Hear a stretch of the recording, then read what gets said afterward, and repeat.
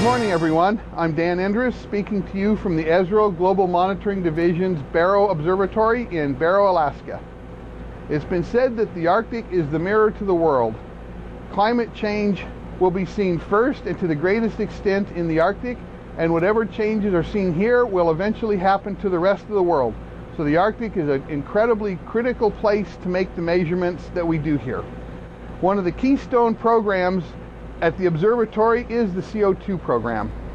The CO2 program runs continuous 24 hours a day, 7 days a week, and what we're looking at here is data for about the past week in Barrow.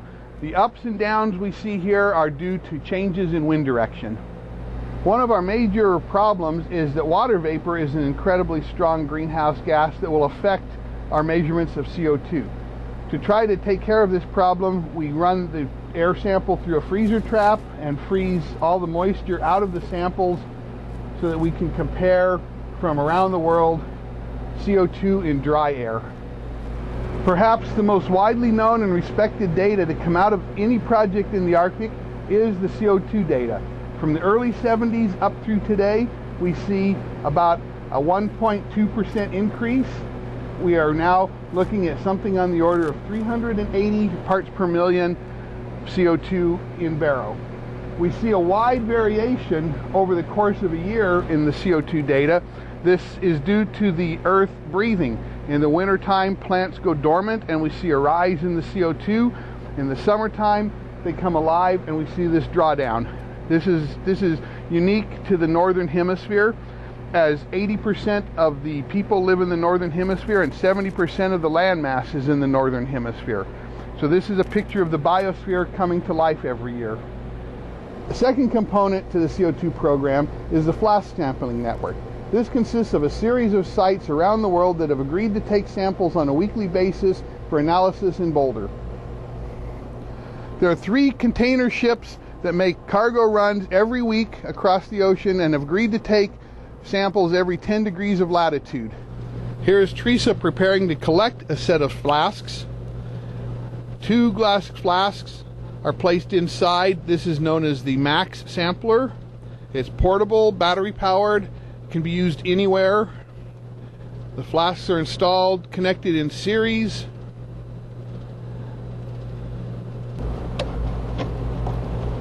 The system is tightened down so that the flasks don't bounce and break the tops off. And the entire unit is carried to your sampling location, which in the case of Barrow is outside away from the building so that there are no contamination from the building or stagnant air. There's a telescoping mast that runs about 12 feet up, and the sample is collected through the tube. The system's turned on and the sample's collected.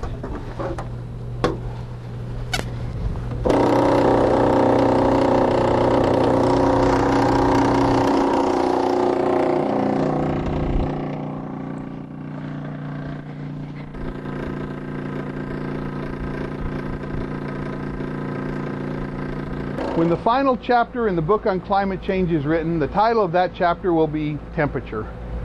The one thing that everyone talks about is what is the temperature doing? CO2 is making the temperature rise in some areas. Other areas of the world will cool down.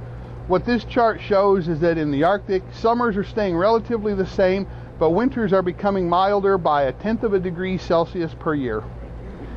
When you first wake up in the morning and you're still half asleep, what are the first things you think about? You don't worry about what the latest sports score is or anything like that. The first thing you usually think about is, what is it like outside? Is it hot? Is it cold? What am I going to have to wear?